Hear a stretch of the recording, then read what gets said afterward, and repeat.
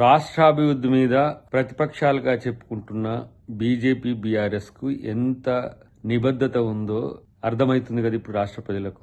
ఎంపీల సమావేశం ప్రభుత్వం ఏర్పాటు చేసి రాష్ట్ర ప్రభుత్వ పథకాలకు సంబంధించి కానీ, జాతీయ స్థాయిలో మనకు రావాల్సిన గ్రాంట్స్ కానీ, ఇతరత్ర ప్రత్యేక పథకాల అంశంలో కేంద్ర ప్రభుత్వం మీద ఏ విధంగా మనం ఒత్తిడి తీసుకురావాలనే కార్యక్రమం కోసం రాష్ట్ర ప్రభుత్వం ఈరోజు భట్టి గారి నేతృత్వంలో ముఖ్యమంత్రి గారు ముఖ్య అతిథిగా పాల్గొని ఈ కార్యక్రమాన్ని ఎందుకు ఈరోజు బైకాట్ చేసినట్టో మీరు తెలంగాణ ప్రజలు అర్థం చేసుకోవాల్సిన అవసరం ఉంది.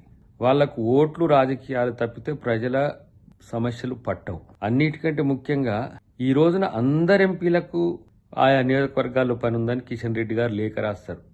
భలే డ్రామా అది.